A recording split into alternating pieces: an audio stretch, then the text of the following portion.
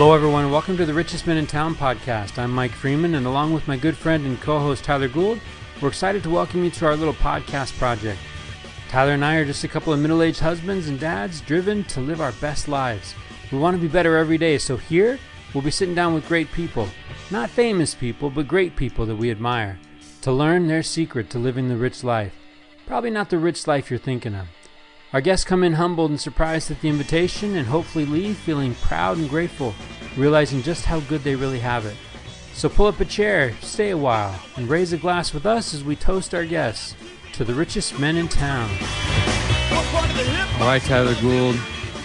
That was fun, right?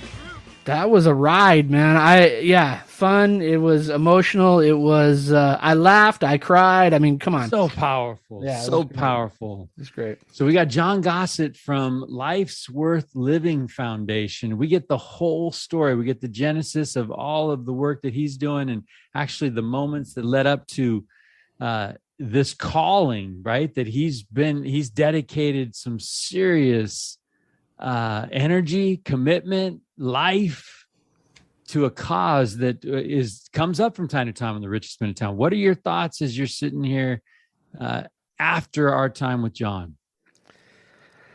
You know, I first of all, he talks about the name of the foundation, Life's Worth Living. And honestly, after listening to Jon, that was the feeling that I had, is that life is good. And it's good because there's people like Jon in it, that are willing to do something because his thought was, if I don't do it, who will? Mm-hmm. He said, I didn't have any background in this, but I just knew someone had to do something. And here he is 8 years later, changing lives. And I think Jon would tell you he's having his life changed on a regular basis as well through his interactions. So, it was an inspiring couple of hours with Jon.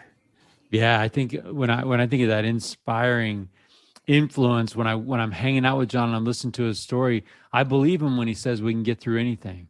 Yeah. Right. And there's things that have these looming problems and challenges that life are presenting. And the idea is that they're big in the moment, but when you get behind them, right, or when they get behind you and you get past them and you're looking back, they can be seen in its proper perspective. And a lot of things that we see as big and looming and scary in the end are kind of small.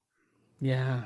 And that's liberating. That's refreshing to me. I think I know it, but it's good to have Jon's perspective because he's powerful in his stories. I mean, he has some amazing experiences, some heartbreaking experiences, but all of these things have led him to doing the work that he's doing. And you're right. He's touching lives. Yeah. Right. He's building community. He's an empath, right? He's living his life fully present, engaged in feeling the things that are going on around him. And it's making all the difference. Yeah. And I think, one of the things that is impressive is that he has kind of thrown himself at something that impacts everybody, right? It may not impact you personally, but it's impacting your community. It's impacting people in your community. And he's willing to make a change. After we had finished the podcast recording, we were kind of talking off the air, and he was saying, hey, I'll go anywhere you need me to go so I can make a difference, And because it's no longer just about the city of Tooele. Yeah. Right. That's right. It's about boundaries don't make any sense when we're trying to save lives. Yeah. Look, Jon's message of the world's better with you in it is a powerful message and a message that everybody needs to hear. And I hope that everybody embraces and internalizes, right? That the world is better with you in it. And and here we go. Here I go again. I'm going to drop an egg. Are you ready? I'm ready, man. All right. First 5 people that get in touch with me saying, give me the book, will receive a copy of Make Your Bed. Yeah, absolutely. All right. So the first 5 people to reach out to me will get a copy sent to them of Make Your Bed. Make Your Bed had a tremendous impact on Jon, and he makes reference to it in his story. So, man, I love me some Jon Bennett. I love the work. I think he's even convinced us to book something at the end of April, want to throw it out to all of our listeners. We went into our calendar and we are pulling up. I'm on Friday, April 28th, 2023, 28th, 29th, 30th will be Jon, his foundation's annual walk to Wendover. Mike and Tyler are on board, man. We're inviting the village, right? We're inviting Let's do the town. it. Yes. Inviting our richest men in town audience. Let's mob that place and support Jon and the work that he's doing to raise awareness on suicide prevention. We've talked about it before. It comes up in this episode big time. This is preventable, right? We are wired for struggle. Brene Brown talks about that, but we're also wired for connection. And it is about doing everything that we can to connect with people. It's about doing everything we can. If we are struggling to connect with support, right? To connect with mental health professionals, to connect with church faith leaders, to connect with wives and husbands, to be able to, like you mentioned it at the end, right? George Bailey wants to live again. Yeah. And this show is about living again. And Jon Gossett gives us that lesson that life's worth living. Yeah, let's talk to each other. Let's listen to each other. And as Jon says, let's not lace things with judgment, right? Yeah.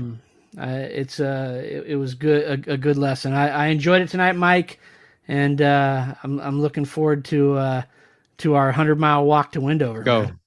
Hey, and tip of the cap, Beth Harding Young, you hit a home run.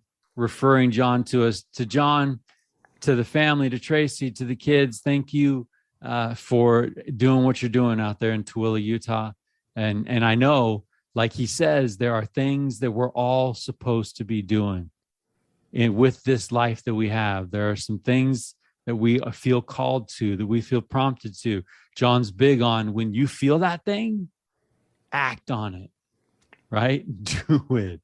So as you listen, as you pull up a chair, as you listen to Jon Gossett, if there are things that pop into your head, people that you want to reach out to, a conversation that you need to have, take Jon's advice and do it.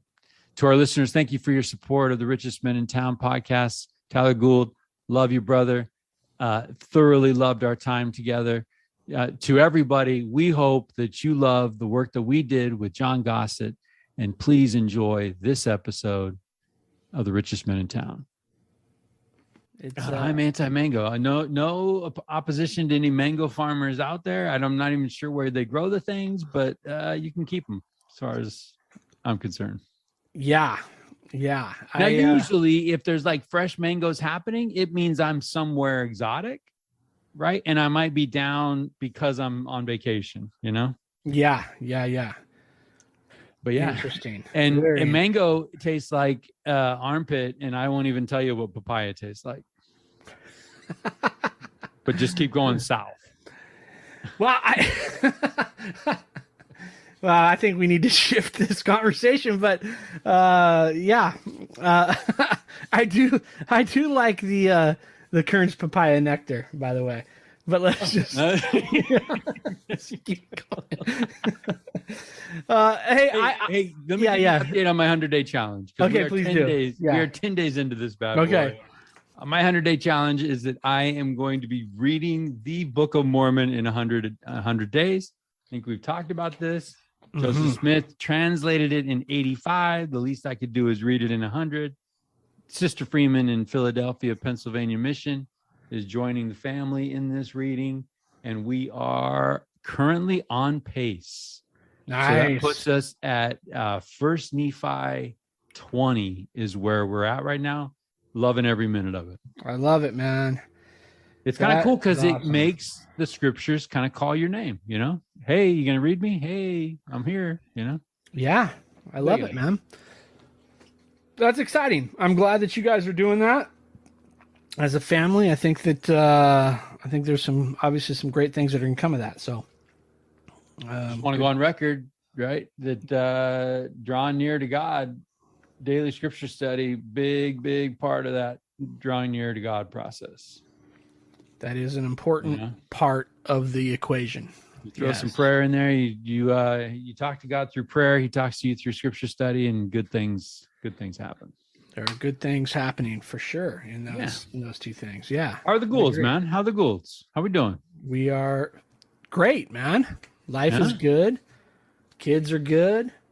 Everything's you can feel good. Summer, right? You can feel it coming.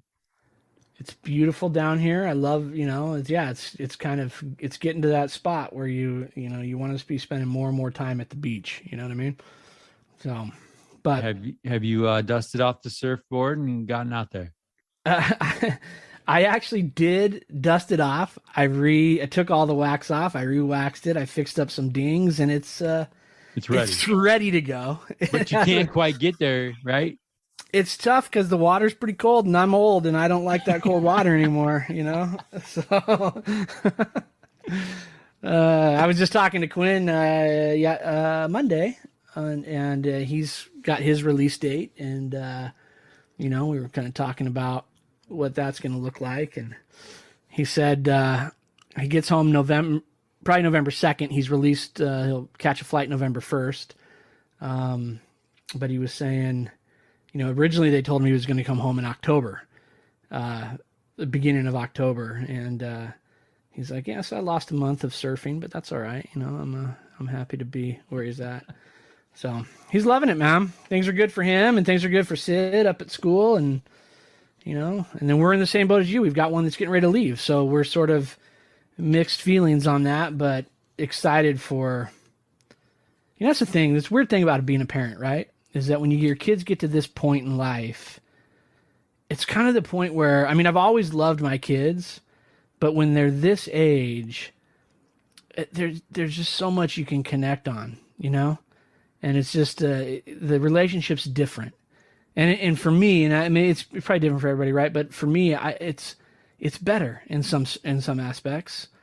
And then when it gets to that point is when they are going to jump ship, Oh, but see, let me tell you, I'm thinking that let's be hopeful, right? We know how amazing everyone tells you being grandparent is.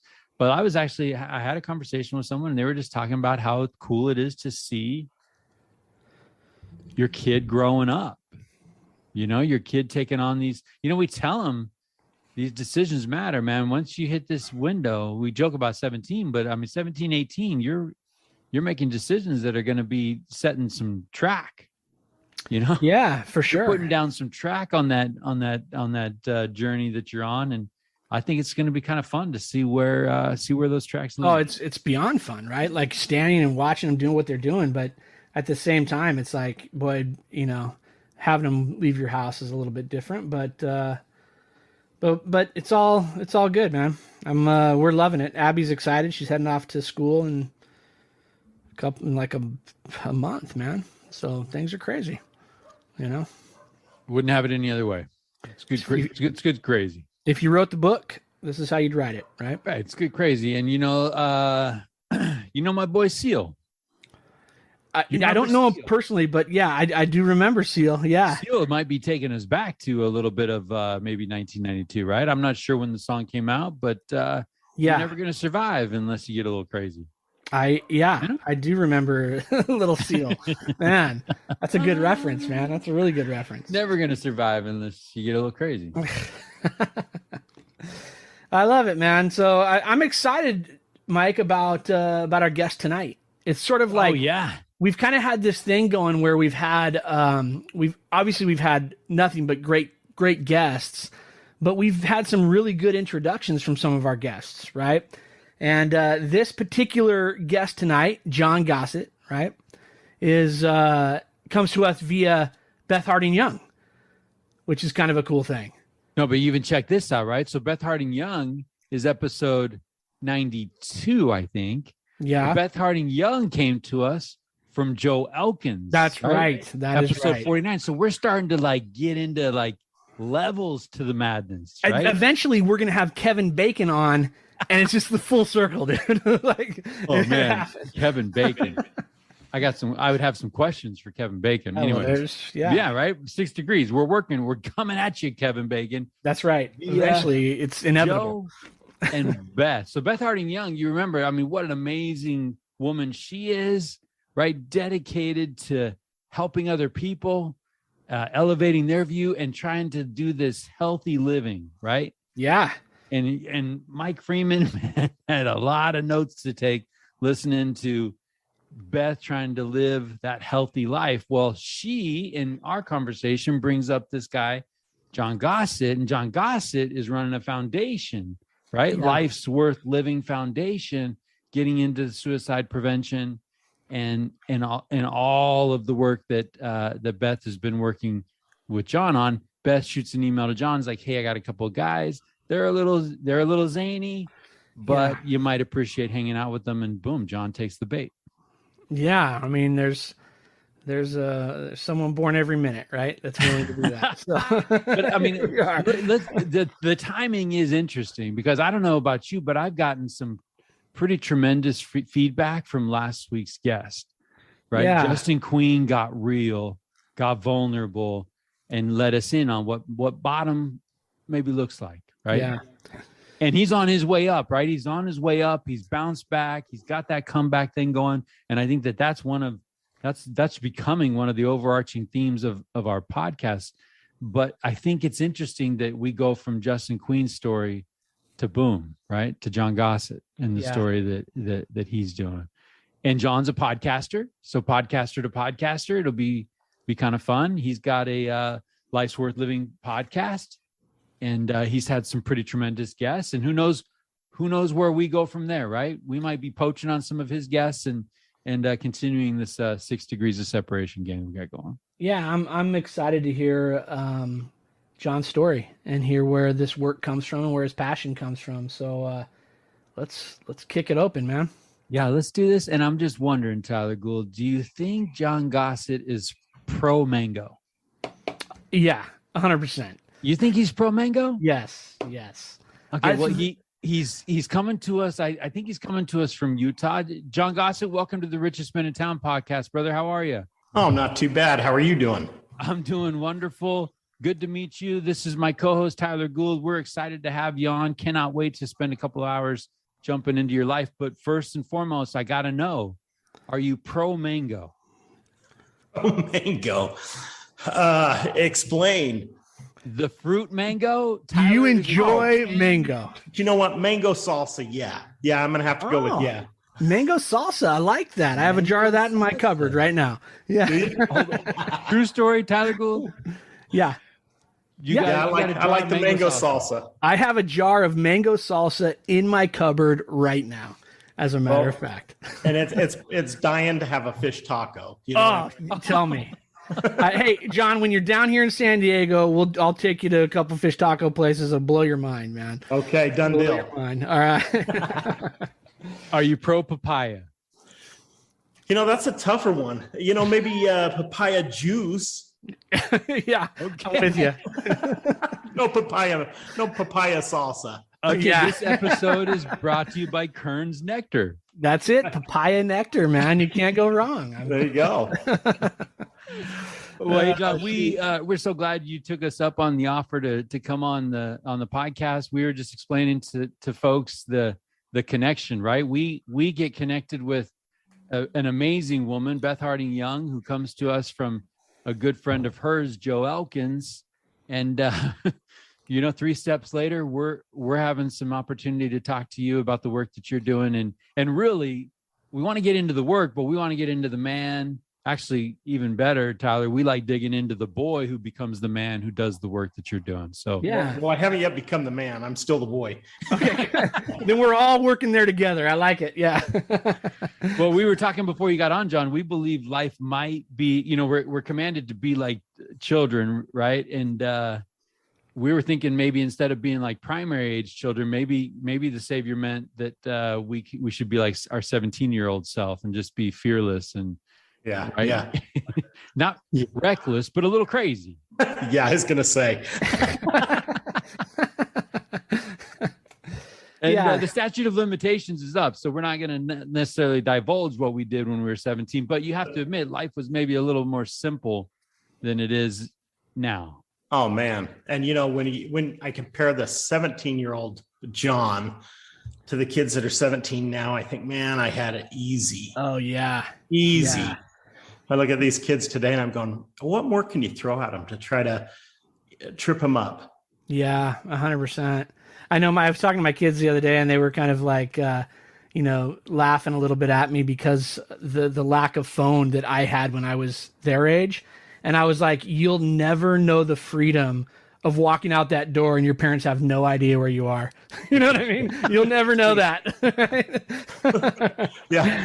We had that long cord and we could actually go down the hallway and you'd spend the whole time wrapping the cord while you're talking, and then it would be one knotted ball at the bottom. That's it, man. Yeah. No, but John, you'd have to spin it, right? You'd have to spin it to get the kinks out of the cord. Yeah, get all the kinks out of it. Yep, that's right. Now there's times that I wish that my teenagers had a cord on their phone, right? 100%. Yeah, absolutely. Yeah. Absolutely. So do you remember what you worried about when you were 17? Like compared to like what kids are worrying about today? I mean, my kid, I think he's a worrier. I think that there's some things that obviously maybe keep them up at night sometimes, but do you remember worrying like kids do these days? I think my biggest worry was, did I do my mullet right? Did it have enough product in it? And why were girls not finding that sexy? I think. You know what, John? My son has a mullet.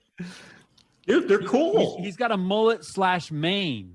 Right? Yeah. Right. It's looking like Lion King a little bit. And I had a sister that owned a hair salon, so she'd perm it up, and I had all these curls. I looked like, oh gosh, I can't even think of the guy on Saturday Night Live that Dennis Miller. I look like Dennis Miller in the 80s. Miller. Oh man, that's a good look. It went all the way down my back, and I really felt like any worries that I had as a teenager probably were related to what I was doing. Like, I guess my biggest worries were, is dad going to find out? Am I, am I going to, is what I'm doing going to reflect bad on my parents? And I wasn't doing anything too wild and crazy, but that was my biggest worry. I didn't have worry. Well, am I going to pass this term? Am I? Yeah. Absolutely. There were a few of those. But I think that was the extent of it. Yeah, I think it's interesting. Like if I really, as you're talking, John, I'm like thinking, man, what was I thinking about? And it's funny because I was talking to someone the other day, and this individual is getting ready to or preparing themselves to serve a mission for the Church of Jesus Christ of Latter-day Saints. And they were asking me about my experience, preparing for that. And I said, gosh, when I was 17 and 18, every opportunity that was presented to me, I viewed it through the lens of, is this going to be fun for me? Like, how is this going to impact me in the way that I want it to? Right. And I was telling him, and then when I went out to serve that mission for those 2 years, it was this time of, I never looked through anything through that lens, right? It was always like, how is this going to impact someone else?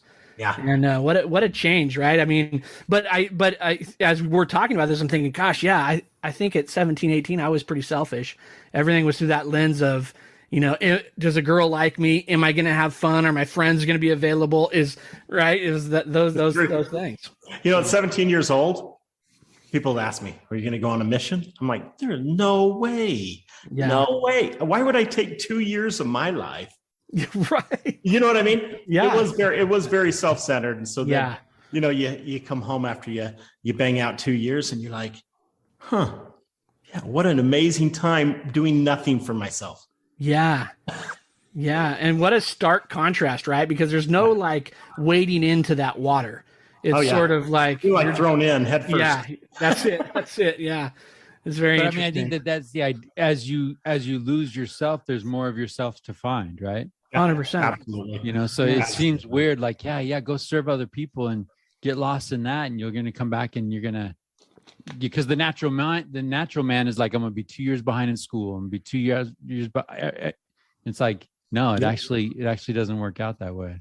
I just want to go on record, right? We're making kind of light of what us growing up at 17 was like. There were challenges. There were temptations. There were mistakes, right? I mean, like there's never a time where there was this exemption from the plan, right? Right. There's going to be Mike, adversity. There's and going to I be would even say it was the exact same temptations that our kids see, but I think our kids have it amplified, right? Yeah. It's like, it's right in front, like, right. It's right in front of them all the time, you know, whereas the prophet, right? Like it's 100%. It's kind of like that, two-edged sword. There's a line in Come Ye Saints where, I think it's that first verse, grace shall be as your day, right? Like the grace that you need to support your efforts to live righteously are going to be custom to the day that you're in, And I think that, they've got challenges on every corner, but they've got amazing things, again, a click away, right? It's just, it's balancing that idea of what are you seeking, right? I mean, I think that's a hard thing, but what are you at 17, seeking? I don't know what I was seeking. I was seeking a lot of fun, I think, so we'll leave it at that. Yeah. But I survived and I'm here talking to Jon. Let's he lives to tell about it. That's right. John, where did you serve? I served in Fort Worth, Texas. Fort Worth, Texas. All right. Yeah. And to back it up, I'll just tell you, I wasn't the brightest kid. I wasn't the sharpest tool in the shed. So I remember the call coming in and, my parents being around waiting for me to open it. I was not a stellar reader, right? I didn't know the big words and we opened it up and I'm reading it. Back then, it used to be at the top of the letter to tell you where. Now they make you wait till you're down here. Now it's killing you. Right. But I remember seeing Fort, and I'm like, Lauderdale. It's the only town I knew that had a fort in front of it, and luckily it wasn't Fort Wayne, Indiana, or something. But my dad goes, "Oh, you're killing me. Yeah, it's Fort Worth. You're going to Texas." That is hilarious. So, it was a little disappointing. When I thought I was going to Fort Lauderdale, I was thinking, "Oh man, we're gonna be out on the beach, right? Handing them out on the beach all day long." And, Fort Worth was a little different, but at that point in time, Fort Worth mission was probably half of the state, maybe 2/3 of the state. Wow, that's huge. And now it's been broken into 3 smaller missions. And okay, and here I am. I've been home since 92. Yeah. And my wife and I just went back down a month ago. First cool. time I've been back, and I thought, no way. Yeah, and it's you come home and you think, man, I'm not going to lose touch with these people. I'm gonna go back down there all the time. Yeah. And you come home, you get married, you have kids, life's busy, you're trying to build a career. It took me 30 years to get back, and I'll tell you what, I still love it. Yeah. I didn't see anybody. I didn't visit any of my old places I lived at because 30 years later, I didn't even recognize anything. Yeah, right. But what an incredible place. And man, I to steal a line from one of my buddies, he said, I wasn't called to Fort Worth, Texas. I was called to President Ray L. White. What a stud. Had I been sent to anybody else, it wouldn't have had the same impact. But I had a dad that was a colonel in the Army. And at 19, 20 years old, I was just excited to get out from under dad's rule. Right. And they sent me to his twin brother. And President Ray L. White was vice president of Sinclair Oil. And he was all business and he swatted flies with hammers. And it was like staring at my dad every time I looked at him. And I thought, man, other than he amped it up a little bit. So, Right. So evidently Dad was just preparing you. Oh, he was just breaking me in. Wow. Well, That's hey, so John, cool. I can't wait to get into growing up. I can't wait to getting into some things. But you mentioned teenagers and kids. Talk to me about family right now. What does family look like right now for the Gossets? Well, I'll tell you, my hair used to be brown. And so I married the most incredible woman. She must have thought I had money. It was a blind date. I I don't even know what she saw in me, but luckily I had her fooled. And here we are trying to do the math, like 28 years later. Wow. Awesome. Congrats. And she still likes me. We have 4 kids. I married her. She had a 4-year-old and a 1-year-old. What's her name? What's her name? Tracy Gossett. All right. And so we ended up, I met her. When I met her, she had a 3-month-old baby and a 4-year-old boy. And we dated, and I didn't need to fall in love because I was like there after the first date. I sound like a needy guy. I mean, but it was like my sister set me up with her, and she said, I want to introduce you to my neighbor. I'm like, tell me about her. And she says, well, she's this cute little blonde. She's got a brand new baby and a 4-year-old. I'm like, nah, I'm good. I'm good. And so she tricked me into taking a playpen back over to her neighbor's house on my next trip over there.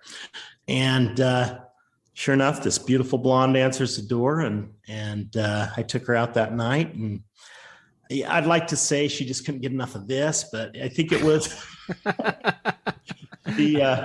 she's pretty amazing. And so we had 2 kids right out of the gate, and we had 2 more. So I had 2 boys and 2 girls that range right now from 33 to 23.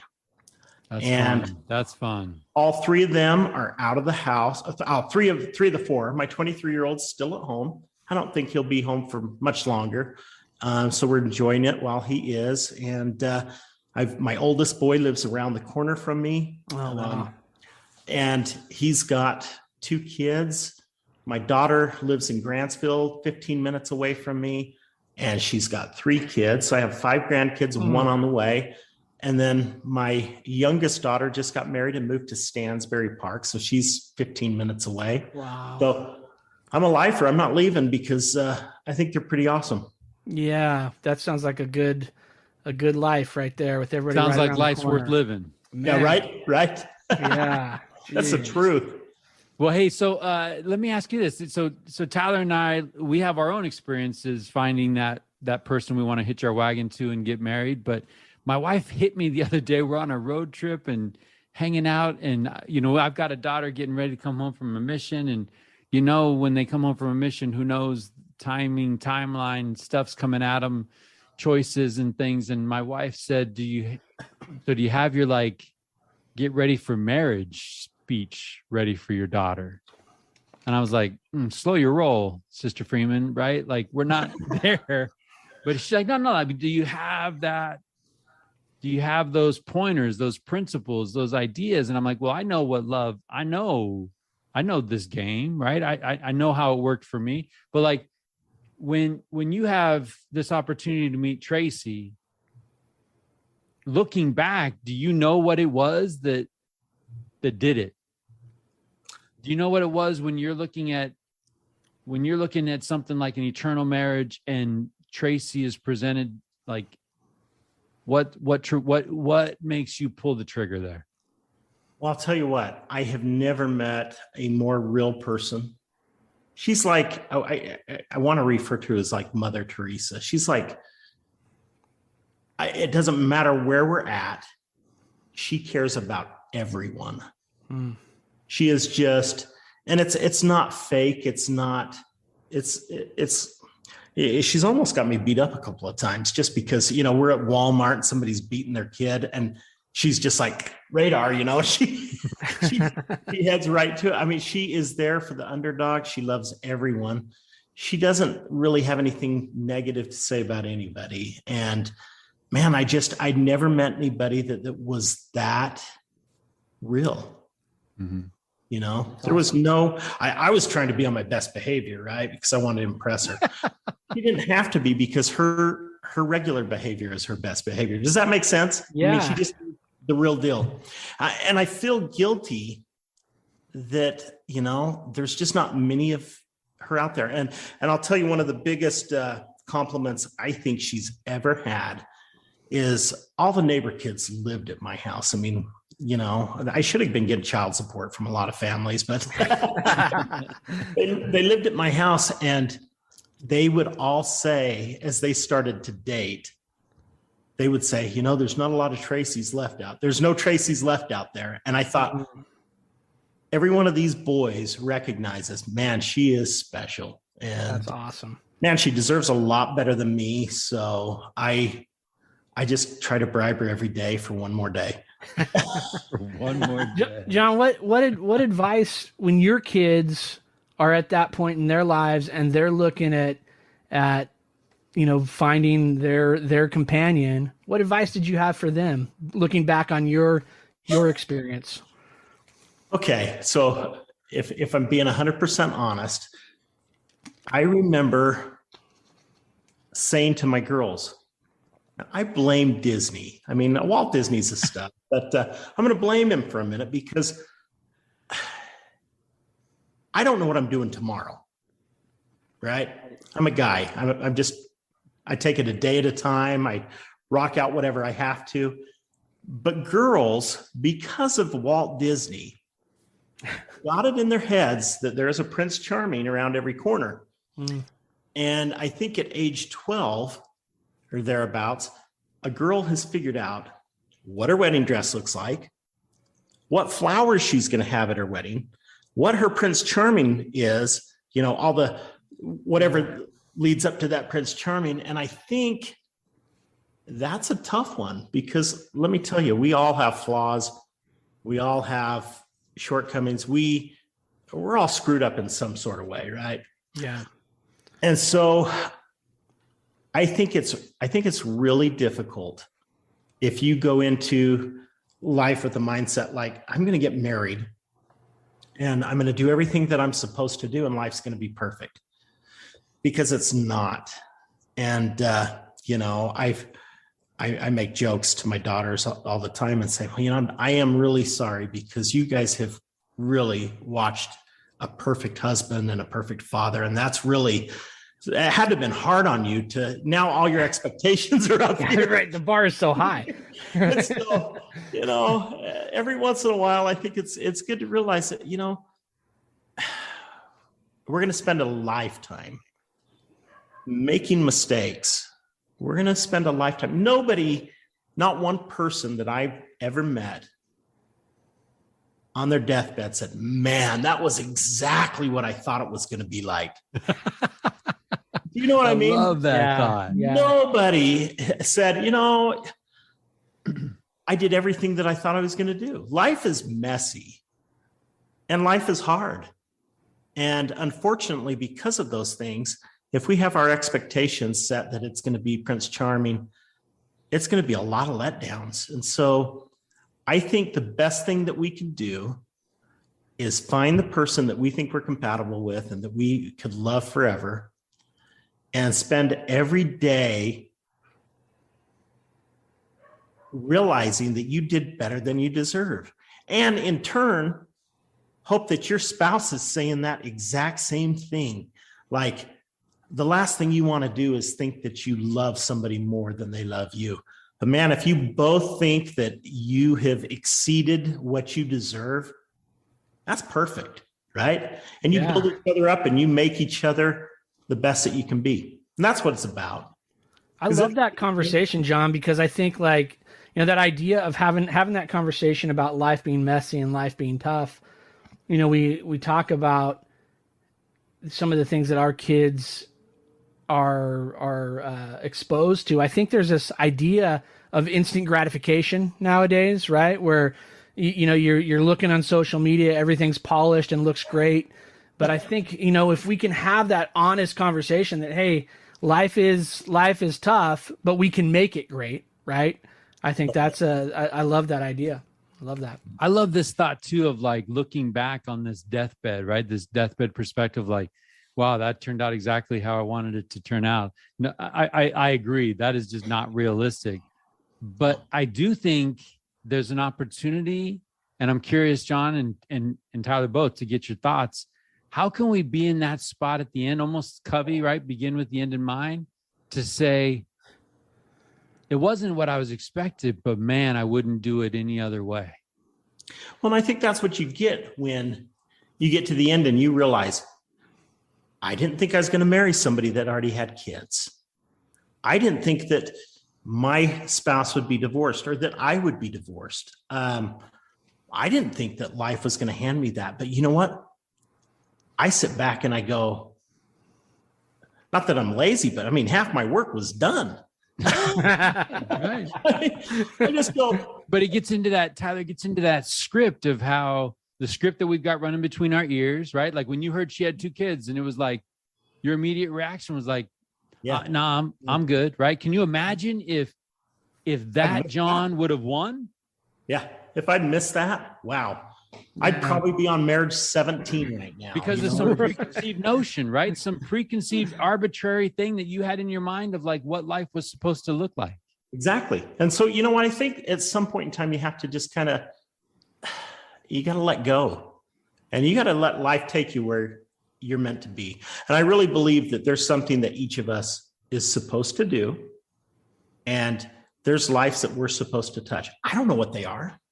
All I know is I wake up every day and I go do what feels like I should do, you know, and do I screw up along the way? Absolutely. Do I make mistakes? Do I, but you know what? I've perfected failure. I'm good at it. So now I just got to get good at other things. I love it. I love it.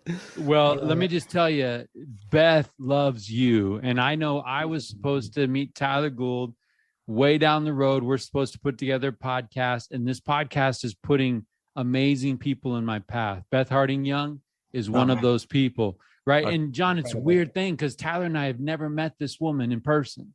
Well, you got to get up there. I think she did offer her house. She did offer her house to us. So there you go. We've never met her, and now she's connecting us with people like you. And man, the work that you're doing and the life that you're living. And so usually we get into this where one of us, Tyler, myself, whoever invited the friend to the party, we get into why we love our guest.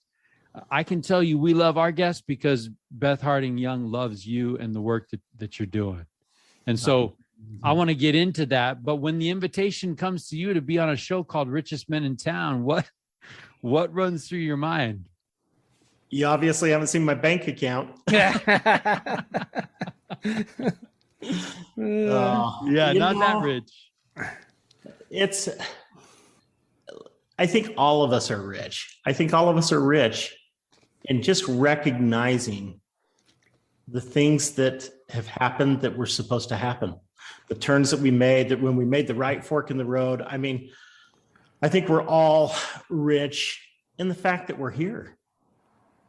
Yeah. We're here. You know, we wake up every day and we continue to do what we do. Because I know so many that don't, that haven't. And to me, that's the biggest heartbreak. Yeah. And Jon, maybe Mike, let's do. I'd like to talk a little bit about some of the work that you're doing, and then we'll kind of, if you don't mind, we'll bounce around a little bit, Mike.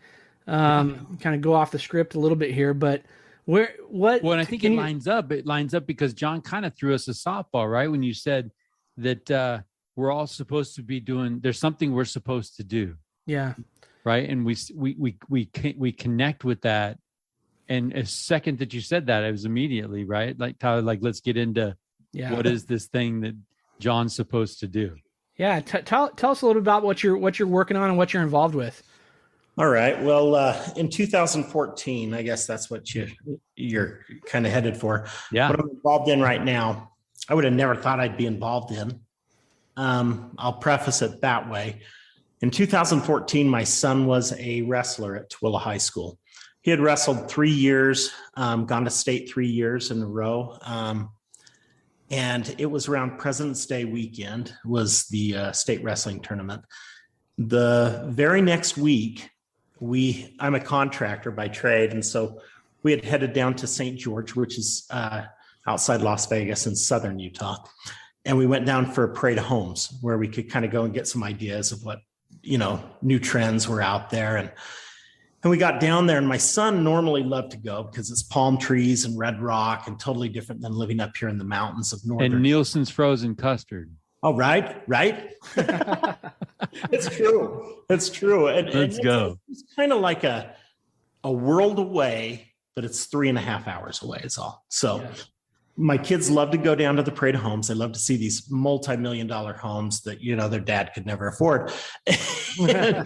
and just see all these cool things. And my son said, yeah, I don't want to go. I think I'm going to stay.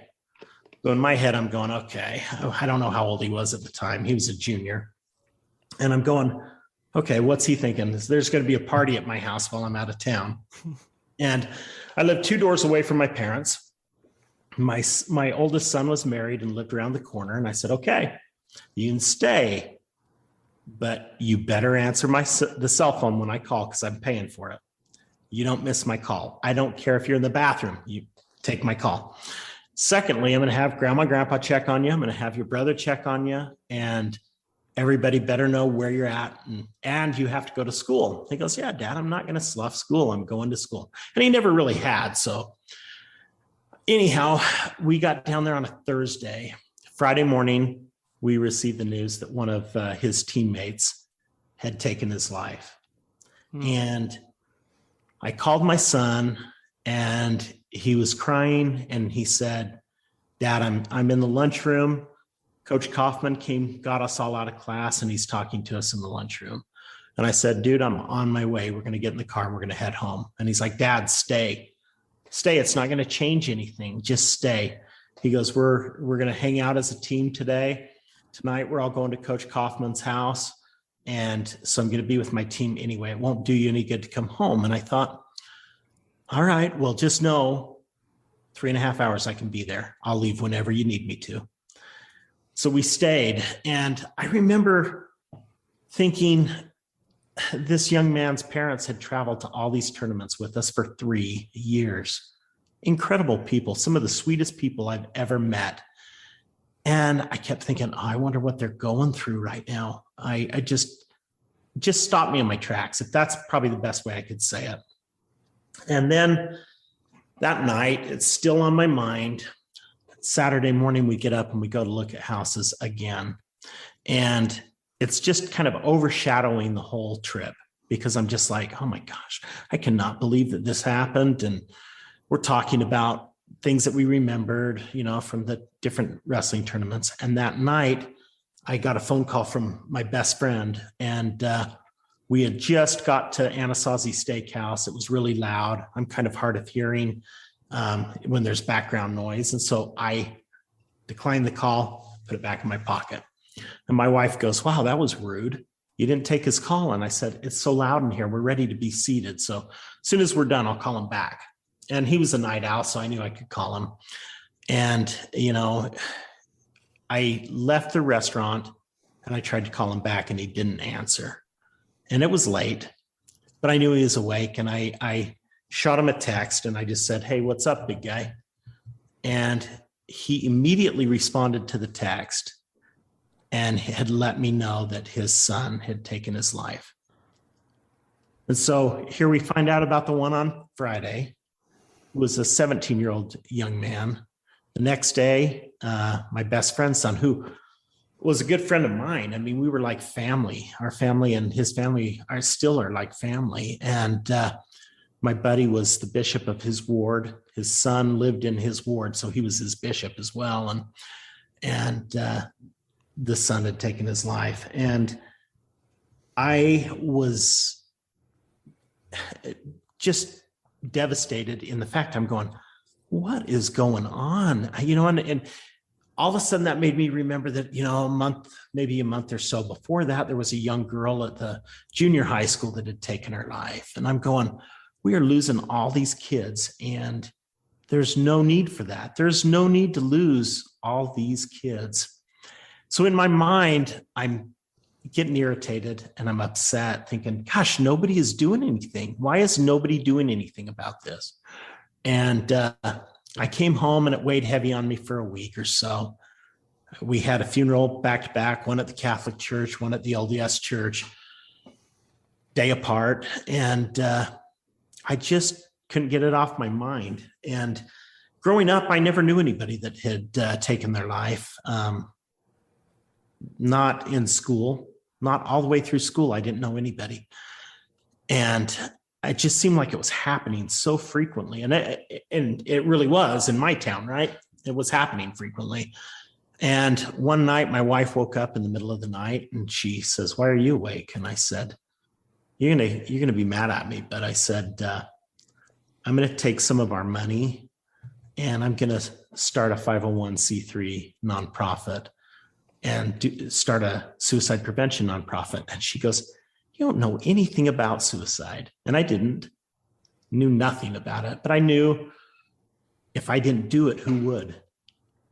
You know what I mean? And I felt strongly about it. And so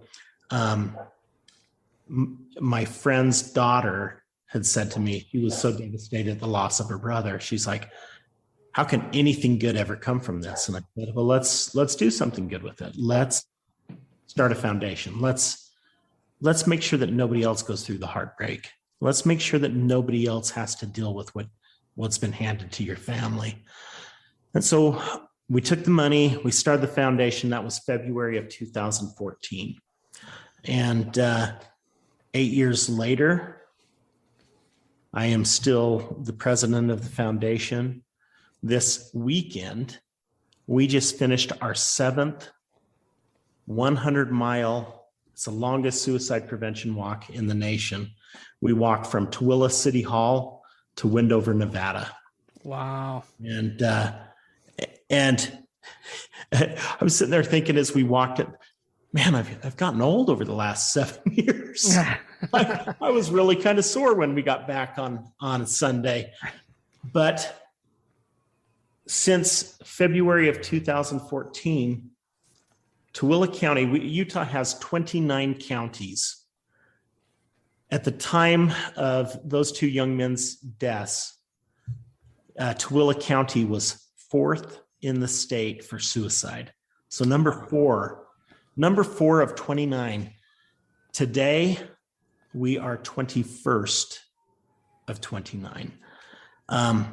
There hasn't really been a move of more than 1 or 2 places statewide. And so because of that, we've been honored by the Catholic Church. Elder Gonzalez of the LDS Church had a luncheon to thank us for the things that we're doing. IHC, our hospitals, has thanked us. It's not just us.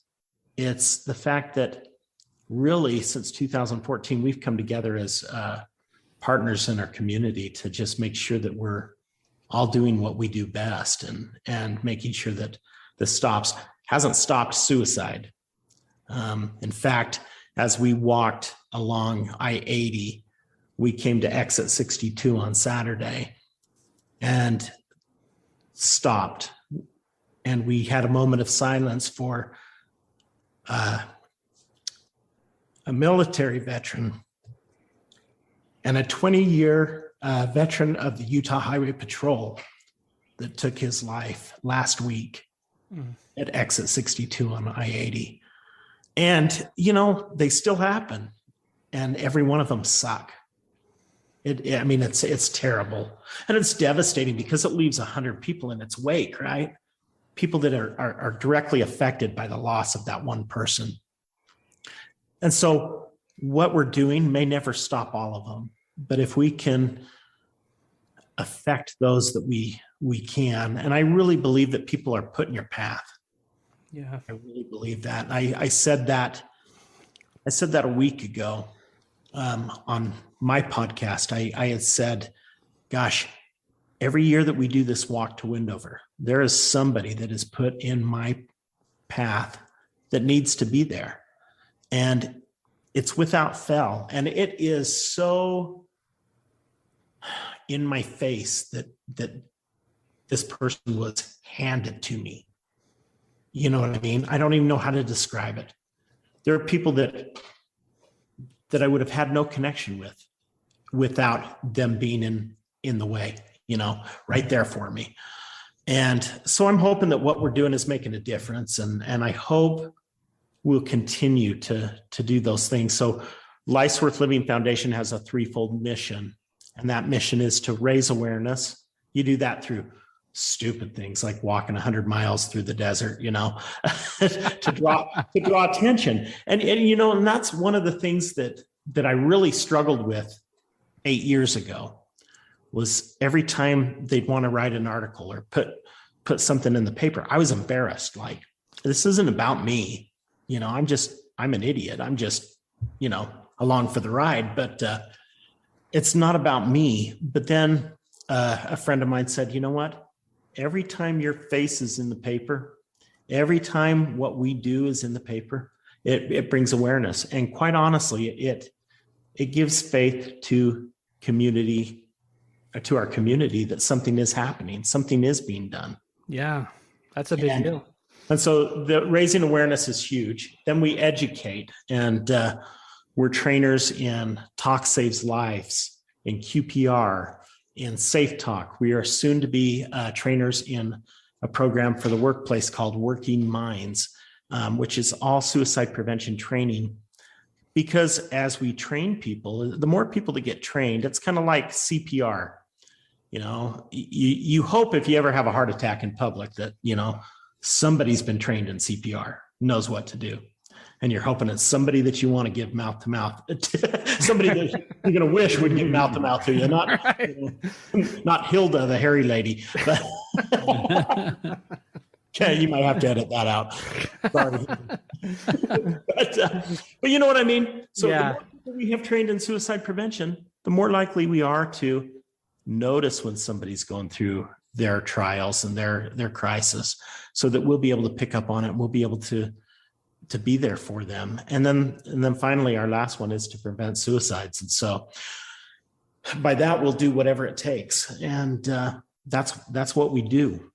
That's it in a nutshell. Jon, you mentioned that when you started the foundation, that you didn't know anything about suicide. And what has that education process been like for you over the last 7 years? It's interesting. So I started by, hitting Google, and I found out that our governor had a list of suicide prevention trainings that had been state approved or ones that he had put his name behind and said, yeah, these are important. And they went from an 1.5-hour training all the way up to a 16-hour training. And there were 6 of them. And so I decided nobody's going to take me serious. I'm a tile contractor. That's what I know, and I've been it since I was a kid. And so that's the only thing I know how to do. And so as I would let people know, hey, we're starting this foundation, they're looking at me like, what are you going to bring to the table? And so the only way that I could get people to take me seriously is if they knew that I'd had the training. And so my wife and I hit all those trainings, and we passed them off, and we tried to learn anything we could. And the tough thing about that is I think I'm a fun guy. I think I'm funny. I'm probably the only one in the room right now. But that is dangerous.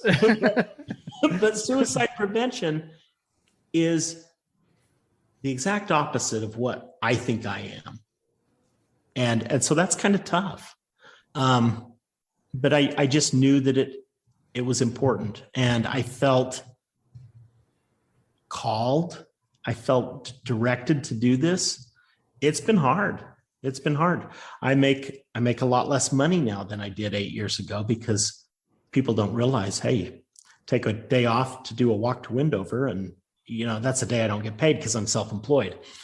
I don't have paid leave, and so we've decided. When I say we, I decided, and my wife backed me up, that we would do this and that we would be okay with that. I mean, our kids are raised, and we felt like we had an opportunity to leave this place better than we found it. And so we do it. And my hair was brown, and now it's white, and just is what it is, Yeah. My hairline's going back. I mean, I started out with a 4-finger forehead. Now it's like a 6-finger forehead. Hey, John, we talk on this program all the time about hinge moments. It's actually a almost borderline obsession. Tyler and I are constantly talking to guests as we reflect on their lives and these hinge moments that come up, maybe a conversation, something along the way, like you said, right, where people are put in our path. Over these last years doing this work, have you had any hinge moment experiences where maybe a family's reached out to you or something that has kind of validated or given you some assurance of the work that you feel called to do? Yeah, I mean, it's a fairly private one, but I in 2018, I received a phone call from, I shouldn't say phone call, let me back up. I received a text message from a young man that I had been working with. I would say we were friends. He came to our first suicide support group, and he continued to come from 2014 all the way to 2000, I think it was 2018. And I received a text message at 10:17 at night. I was sitting on the couch with my daughter. We were making plans to unveil the first veterans monument dedicated to solving the problem of veteran suicide. She was helping me with I'm not very high tech. So she was sitting on the couch with me, and we were coming up with our plan to raise the funds and everything. And we had just finished a thing up at the state capitol, where I felt like that was one of the next challenges we needed to face and do. And I got this text message, and it came from this young man, and it said, "Tell so-and-so I love her." It was his girlfriend. And I said to my daughter, I says, "Pull him up on Facebook because I haven't seen anything from him lately." And we started to look on Facebook, and I made a phone call to his father, and I said, he's suicidal. And he said, "Yeah, the sheriff's department just left, and they're out looking for him up the canyons here in Tooele." And I say I saw it, but I think I thought it. Just being completely honest, I had this thought of Royal Street Cafe in Deer Valley up at the ski resort, an hour and a half away. And so I said to the dad, I says, "Well, hey, will you let me know? Let's keep in touch. And I'm going to head up there, and I'm going to go up and look for him." And it was kind of an awkward moment. I'd met his dad. We had talked. We had tried to get him hospitalized before, and kind of was this pause, like, "Okay, crazy guy, yeah, you go up there," and like strange, right? Because we're looking here around his home. And I threw on my coat, and I said to my daughter, I says, "Tell mom I don't know what time I'm going to be home." She was up at my son's house watching our grandkids. And so I said, "Just tell her I don't know what time I'm going to be home, but I'll keep in touch." And my daughter goes, "Where are you going?" And I said, "To Deer Valley." And she goes, "Dad, don't drive up there. It's late." And I said, I had this thought, and if I don't go, I'm gonna regret it. I may go and I may look stupid, but I'll regret it if I don't go up. So I threw on my coat and I left the house. As I dropped off the hill from my home, this young man's dad called me back, and he says, "Hey, come pick me up. If you feel that strongly, I want to go with you." And so we got in the car, and I remember calling the Park City Police, sending a picture of his truck, sending a picture of him, saying, "Go up to Silver Lake Village up at the top and check these parking garages." And I named them off. Check this one, this one, this one, this one. Look for his car. We're on our way. We're coming as fast as we can. And I remember thinking we were flying. And we got up there, and so we pulled up. They were all at the fire station, and they were sitting in their cars. And I said, "Guys, did you find his car?" "No, it's not up here." And I said, "So what's the plan? How should we break this up and go look for him?" And I said, well, we've been told to sit tight. There's going to be a helicopter coming up. And long story short, I said, well, I'm not going to sit. We're going to go look at those garages. And so I sent the dad to one, and I went and did the ones that I needed to know the codes for. And we looked from the ballpark of 11:15 till 3 a.m. And I shouldn't say that. Let me back up. We looked, we found his car. It was in the bottom of the Chateau's parking lot. And the police still wanted to wait for the helicopter. And so the dad and I searched until 3 a.m.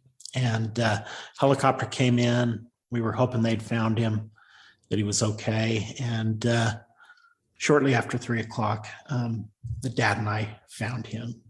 And it was too late. And there is no amount of training that you can have that tells you, what do you say for that hour-and-a-half ride home? As you sit with a father that just saw something he shouldn't have seen, should have never had to see. I remember calling their bishop, asking him to meet us at the house. I remember going in and giving the dad a blessing with the bishop. And I remember waiting for him to wake his wife and tell her.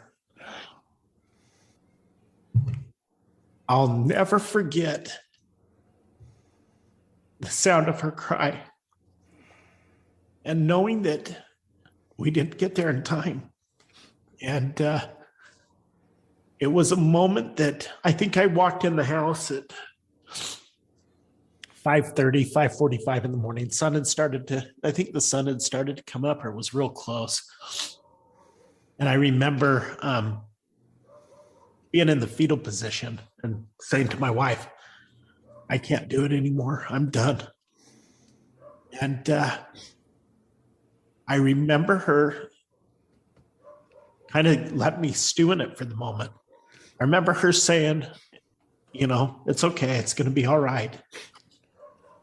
And I remember the next day her saying, if you don't do it, who's going to do it? If you give up now, who's going to do it? And I have to tell you, the dad and I are very close. I think the world of him. He's walked every year with me to Wendover since. He was there this last weekend.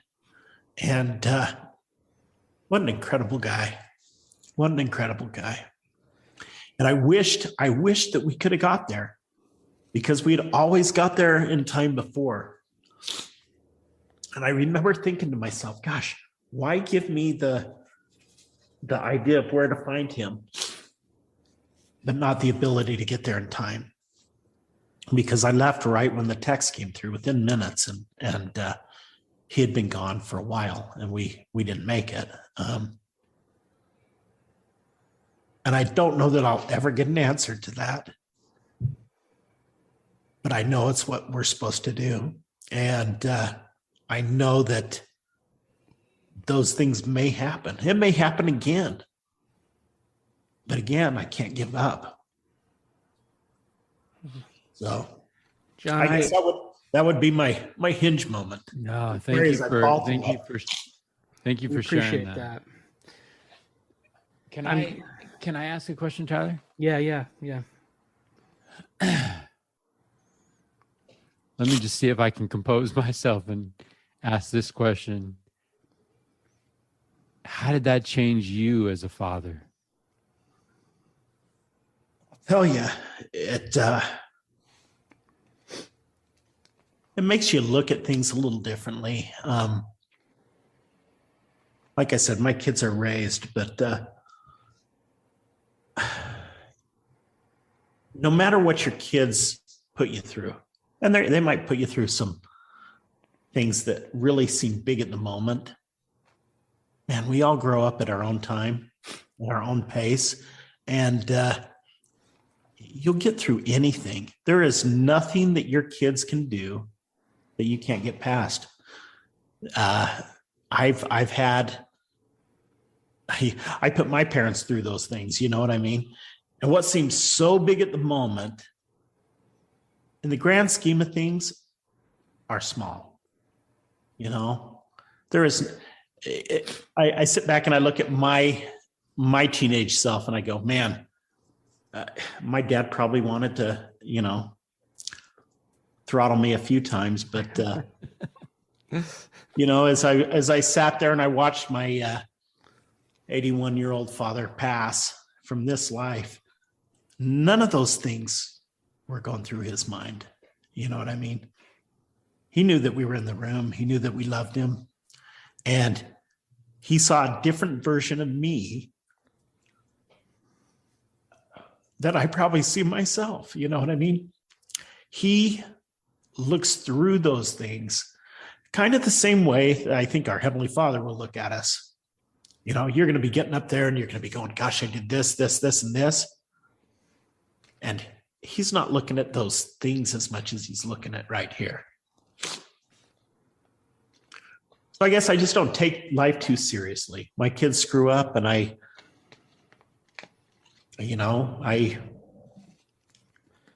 just roll with it because, like I said, they didn't picture their life having those things happen. I didn't picture it, but you know what? We can get through it together. I think that myopia, right? Yeah. Especially when you're 17 and everything is just so right in front of you and you can't zoom out. You don't have that perspective. And I think if we have any influence, Tyler, over the lives of young people, and I know you've had conversations with friends, I've had conversations with young friends, and just trying to get them to zoom out a little bit.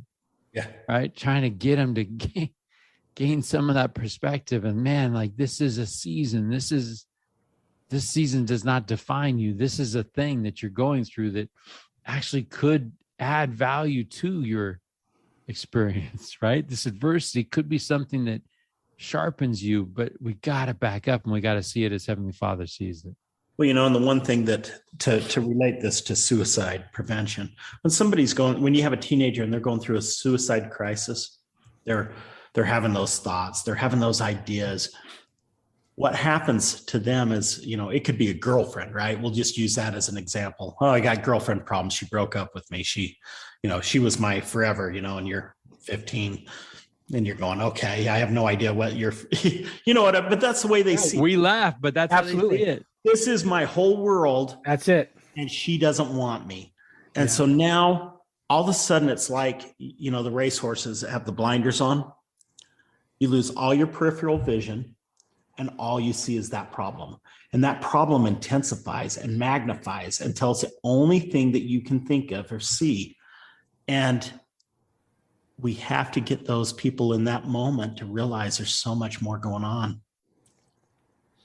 That's so tough, right? I mean, because when they're in that moment, they're pretty fixated on that, right? I'm curious, John, like what conversations can be had with that person who's having those thoughts, one, right?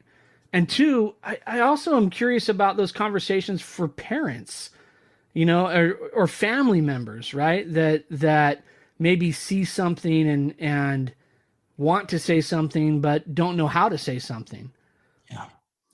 I would say, I think people, and I worried about this a lot at the start of the foundation. I kept thinking, what if I say something wrong and it makes that person, right, you know, yeah, lead them down that path where they say, yep, you're right. I'm out. I can't do this anymore.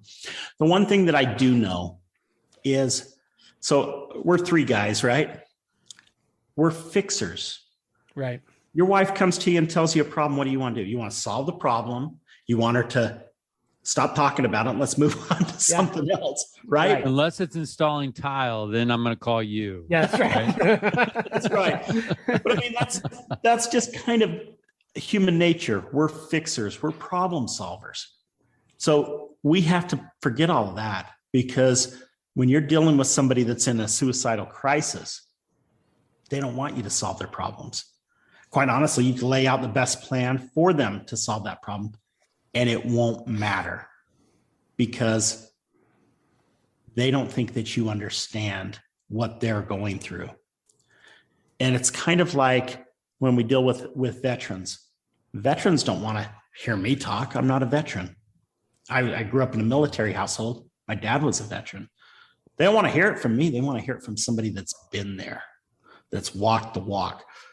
People that are in suicidal crisis don't want to hear advice from somebody that's going to say, hey, look on the bright side. Hey, it's going to be better tomorrow. They don't want to hear that. So what you do is you let them know that they're loved. Let them know that they're important to you and that you're willing to sit with them. Let them talk, because it's interesting. As they talk, they'll come up with their own answers. They just have to verbalize it, and they'll hear it and they'll think, oh yeah. And you'll watch their body language change to the point that they've answered their own questions. They've figured it out. And all you have to do is offer love and hope, compassion, empathy. I mean, as long as you're keeping those things in mind, I mean, the one thing, if I were to give the example of what you do not do, just don't look at your kid and say, you're not going to do something stupid, are you? You're not going to, anything that's laced with judgment is not helpful, because let me tell you, judgment, we don't need anybody to judge us. You know why? We judge ourselves so much harsher than anybody would judge us. And so the last thing they need is judgment, and somebody to look down at their situation, because what they're going through could be that 15-year-old that just lost his one and only love. And I'm going, man, I wished I was 15 and had somebody that loved me. You know what I mean? But it's different to everybody. What's a big deal to you might be nothing to me, and vice versa. Right. So I think just love, compassion, empathy, understanding, no judgment. Let them talk. Let them know that you're there, and you're not going to go wrong. That power of talk. I was reading, Adam Grant has a book called Think Again. And in a footnote on one of his pages, he was talking about this idea of people, as they think, as they're talking, they're expressing thoughts. And in the process of talking, we're solving our problems, right? And he actually, in the footnote, he puts down this idea, magicians say abracadabra, right? The Hebrew meaning of abracadabra is actually making meaning through talking, right? And this idea of allowing space and people to talk and for you to just listen, Adam Grant's whole point is that's magical. Yeah. Right? We want to do the talking when we really need to step back, stop fixing, and listen. And as we go through that, meaning's going to happen, right? And not all the problems are going to be solved, but perspective might be gained, right? Next steps might be gained. Yeah. Hope might be sparked a little bit, right? Versus us just coming in and saying, buck up, kid. There are other girls. Exactly. And if I could share a story, do we got a minute to share a story? Please. We got several kinds of minutes, man. So during the 8 years that we've been doing this, it was a year after I started the foundation. My wife and I were called on a LDS mission to run the addiction recovery program, to be part of that. And we were called for 18 months. We served 49 months in this program. I'm a slow learner, okay? So at the time, I'd been reading a book by Admiral William McRaven called Make Your Bed. I don't know if either of you have read that. That comes up from time to time from guests. Yeah, absolutely. Well, there's a story that I shared in the addiction recovery program, and that I think is just as meaningful in suicide prevention. And it's William McRaven tells about going down to San Diego and trying to be a Navy SEAL. He gets down there, and you probably have heard of Hell Week for the Navy SEALs. Hell Week is where they try to weed out the weak.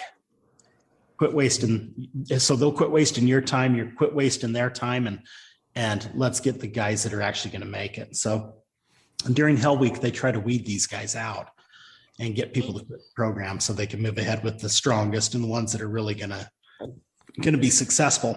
So anyhow, Wednesday of Hell Week is the roughest day. It's the roughest day. This is where they push to really get people to back out. So they wake them up in the middle of the night. They march them out on the sand. They get them in these little rubber rafts, and they make them row down to what they call the Tijuana Mud Flats. And the Tijuana Mud Flats is just down near the border. For everybody that's not in San Diego, everybody goes, oh, San Diego, man, it's warm. It's this and that. San Diego's kind of cool all the time, right? Every time I go down to San Diego, I'm like, oh man, I should have brought a coat. That's where Tyler's at. That's where Tyler's at. Yeah. I know. And I'm like, I love it. My whole family's from San Diego. So we still have them down there. But what's interesting to me is they get them up in the middle of the night. It's pitch black, and they make them row all the way down there. It's cold. The wind's coming off the ocean. They're tired. They're sleep deprived from this week. And they get down to the Tijuana Mud Flats. And what it is, it's like a mud bog. A lot of clay, thick mud that's ice cold, right? Because it's wet and it's just not ideal. I mean, it's not like your sort of perfect sleeper. It's a little rough. So they get these guys out of their little lifeboats or whatever you want to call them, and they get them in formation in the mud. They're in the mud up to their chest, and they're doing relay races in the mud. They do it all till the sun comes up. Sun comes up, it kind of warms up, but now their body is so cold from being in that cold mud for hours, and they don't give them a break. And they go, I mean, it's relentless. They go all day long. And as the sun starts to go down, they're still in there doing these in formation, doing what they're being ordered to do. And by then, their skin's hurting. Hypothermia is kind of starting to set in. They're worn out. They haven't eaten. And you got these commanders up on the dike, and they've lit a fire, and they're making chicken soup and hot coffee. And they're up there while these guys are freezing their butts off. And they're trying their hardest. They're saying, listen, guys, we know you're not going to make it. You're not fit to be Navy SEALs. There's no way you're going to make it. All we need is for 5 of you to give up. All we need is for 5 of you to quit.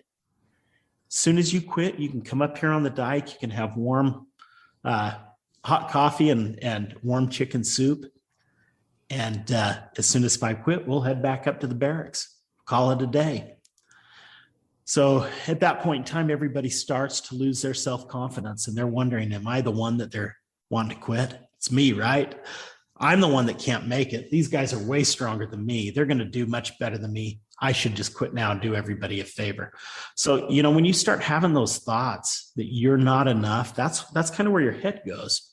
And William McCraven says he remembers the guy next to him in formation, breaking free and starting to make his way up towards the dike. He says, I grabbed onto his arm. I wasn't going to let him go, but he was able to pull free and get away from him. And he's like, no, man, you got this. We're going to get through this. We're almost done. You don't give up now, telling him every word of encouragement that he could. But yet he broke free, and he starts working towards the dike. About then, the commander gets a smile on his face like, yep, there we go. Once one gives up, the rest are going to give up quickly, Once somebody sees that moment of weakness in one person, the other ones will give up. And William McCraven goes, man, I don't know where it came from, but somewhere in the back, one of the soldiers started to sing. And he started, the songs they sing at boot camp, right? One of them started singing, and he goes, oh, it sucked. It was out of tune. It sounded terrible, but he started to sing. commander up on the dike says, no singing. If you sing, we're going to stay extra. We're going to stay longer in here, and we'll stay here till morning, giving threats. Pretty soon that one voice became two, two became three, three became four. Before you knew it, everybody in that pit was singing. And before that young man got up to the dike, he turned around and he made his way back into formation. I think that's probably one of the best lessons I've ever learned. It's like, man, you have no idea what people are going through. Whether it's an addiction, somebody struggling with addiction going, you know what? I can't do this. I can't do it. I give up. What's it going to hurt? To the person that lost his 15-year-old love of his life that says, I can't live without her. What do they need? They need for us to, every once in a while, be the cheerleader. Cheer them on. Let them know they're going to do amazing things. They're capable. We're all here for a purpose. And I don't care who you are. I don't know if I've met you or I've not met you, but I can promise you this. The world is not better without you in it. I love that. And that's the true spirit of, so we have, our podcast is Richest Men in Town, named after the closing line of It's a Wonderful Life, right? Where George Bailey, and George Bailey's whole experiment is this idea of maybe life is just, the world's better without me. Yeah. I wish I was never born. Yeah. And then we look back and we go, what would it have been? It'd been Pottersville, right? Yeah. Right. Yeah, absolutely. So it's interesting you say that because we do a lot of hard things in suicide prevention, but one thing that we've really enjoyed, and it's been for 8 years, is every Christmas we give back to our community. We don't live in the Salt Lake City area. We're over the mountain. It's only a few minutes away, but everybody drives to Salt Lake so they can go sit on Santa's lap, and we don't have a mall. So we decided, you know what? We're going to do a festival out here called the It's a Wonderful Life Festival. We do suicide prevention, right? So why not do something that is fun, that subliminally, I can't even say it, subliminally has that connection to suicide, right? When George Bailey's standing on that bridge going, I'm done, Mm-hmm. And was it Clarence? Clarence, Clarence the angel, saves his life. What's interesting to me is we find somebody in our community every year that has gone above and beyond, and we give a George Bailey Award every Christmas to somebody. And it's a brass bell that has their name engraved in it. It says George Bailey Award. And we think that's just such a cool thing. And such a cool thing. I love that. Yeah. Book it, Tyler. Book it. Yeah, we're going. Christmas. Here we come. It's a Wonderful Life Festival. You can stay at Beth's house. Yeah, that's right. That's a great thing. That's a great thing. Yeah. And that movie is a classic because I don't care who you are. Yeah. You affect people every day. And you've done it since you were a kid. I mean, think back. You've affected people. You've affected change since you were a little kid. And what would the world look like? It would look different. It would, no matter who you are, because we all are here for a reason, and we're all doing things. Luckily, and I say this all the time on my podcast, I am so grateful we weren't all born to be attorneys and accountants, because how boring would this place be, right? Well, no offense to my accountant, because he didn't. Right. Yeah, I'm just gonna throw this out there, right? Like I love this idea, Tyler, of getting people together and talking and looking into their life a little bit. I'm looking at your life like it's a movie, John. And I'm looking at your life in that scene where you're up in the middle of the night and your wife says, what's going on? And you said, I'm going to spend some of our money. Have you ever thought, in that question, if we don't, who will? Why is it that you couldn't let it go? Because as devastating as it is, as devastating as losing those young people in that community, there were some people sleeping in their beds that night. There were some people that were not pacing in the middle of the night thinking what can be done. So I'm just curious, is there anything in your makeup? Is there anything in your upbringing? Is there anything in your background that would make that hit a little harder than maybe other people? I think I've always been an empath. Yeah, well, I guess I'm not telling anybody that doesn't know. I cry easily, right? Thanks for that, guys. We're Thanks with you. for the hard We're with questions, but you know, I feel like I feel what people feel. I always looked at that as a weakness. Now, my dad was a colonel in the Army. He looked at that as a weakness. I remember I'd get up in church and I'd start to cry at the pulpit, and I'd come down from the pulpit and he'd look at me and he'd say, "You're definitely a Nichols. You're not a Gossett. You're just like your mother's family." And I remember thinking, this is embarrassing because, you know, you have no idea what it feels like when you feel it. And it comes right out of my eyes, right? And I used to think, this sucks so bad. Why can't I just want? And even when the foundation started, man, that was the worst. I have come leaps and bounds from then. Now I only cry, 20 times a day. No, back then it was all the time. No, you'd hear a story and it would touch your heart, and you just, the waterworks would start. And I used to think, just once, I don't know how many times I've had to do a little clip on the news or something. Just once I want them to, why can't I look like John Wayne in one of these news clips? Instead, it's this every time, I always felt that was a weakness. And little did I know that from me being a young man till now, that weakness was so that someday this would all make sense and that I would be able to. I don't think you could do, and I don't want this to sound like I'm patting myself on the back, because this is not. This is me recognizing that I'm a total screw up, but I don't think you can do suicide prevention if you can't show empathy. Yeah. If you can't feel it, yeah, you shouldn't be doing it. That's an interesting thought. And I love two things that you said there, John. One is that you used to consider that a weakness, and it's interesting when we have a little mileage on us, right? We can look and say, gosh, this thing has actually become something that is important for me and for other people.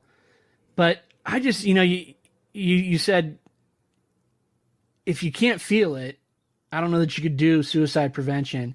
And I just think about you walking to Wendover with however many people are walking with you to Wendover. 120 this year. 120 people from a community walking 100 miles that can feel it. You know what I mean? That are committed to at least being involved in that. And I think that's a powerful thing. And I'm sure there's a lot of people that probably have said the same thing, that I don't, that they don't consider themselves the best qualified or someone that could impact change in someone or affect change in someone. But I loved, your comments of just listening and just loving and just being compassionate. I mean, gosh, if we were all that way, right? If that was 2,100 people on the road to Wendover, think of the changes that would happen. I just think that's so powerful, John. It's inspiring. But, I think the beautiful thing about it is we need colonels too, right? For sure. Heavenly Father gives us these gifts for us to do what we're supposed to do, right? And people have strengths, and those strengths, when we find that purpose and we land in that lane where we're supposed to be, we find that some things that we're looking at and maybe perceived as weaknesses growing up become this like, oh, like you said, right? Someday this is all going to make sense. Right. You know, so we need accountants, we need attorneys, we need colonels, we need empaths. Now, Right? I'm grateful everybody's not like me, because the Hallmark Channel wouldn't even exist, because these people, Well, hey, listen, I don't want to watch TV and cry anymore. so Tyler talks about this walk, and several times we've had these guests come on and they paint this picture of the importance of community, right? Like George had that Bedford Falls community, right? And like, what does it take, Jon, from your perspective, what does it take to build that sense of community that it sounds like you've got a pulse on, you've got going on in Tooele? And I'll tell you, full disclosure, I've only stopped at your gas station. Right there. I know, right there on the point. Yeah. And I had to repent when I was with Beth, right? And I was like, okay, Beth, I'll give Tooele a chance next time I'm there. Oh man, she lives in a beautiful spot. She's on a lake. These Finger Lakes with houses around them, and she does Tai Chi looking over the water. I'm like, come on. Yes. So pass that up. You lost, buddy. Yeah. Talk to me about this. This community. What do you think it takes to build community? Because we're seeing that that's part of this rich life, right? You know, you need to be the person that's willing to start singing. Mm-hmm. Yeah. You need the third and fourth guy to kick in. But what does it take to be the guy that's just start singing? You know, the first one. We need that. Yeah. It builds faith. It lets people know that someone's out there, that somebody cares. Man, I am a screw up through and through. But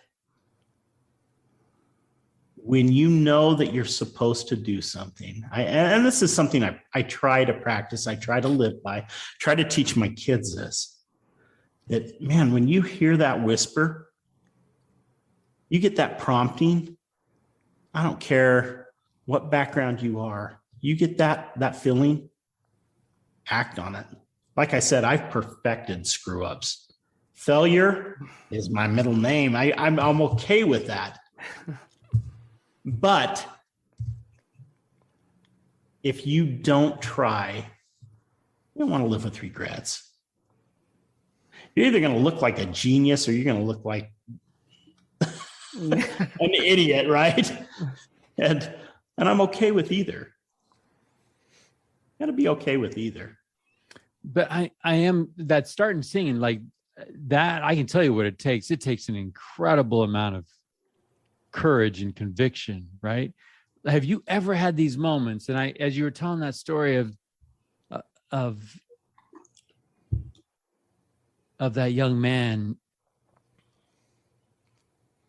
what do you say to the voice that says, man, and you're a contractor and you are in deep water over your head? What are you thinking? How do you shut him up? I don't know that you do. I remember having that thought when I hit Deer Valley. And when we hit there and all the cops were sitting in their cars, and I said, did you find his truck? And they said, no, it's not here. My heart sunk. Like I just drug his dad an hour and a half away over a stupid thought in my head. And I was wrong. That's a tough one. I'd be lying if I said I didn't have those thoughts. And again, you either come out looking like a genius or you come out looking like an idiot. And you need to be okay with either, because as long as you follow those promptings, I mean,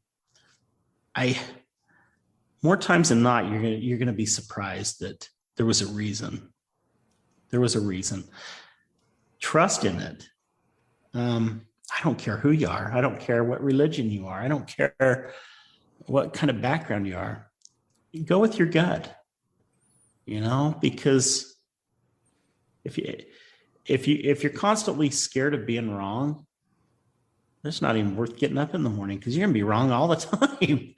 Yeah. I don't know.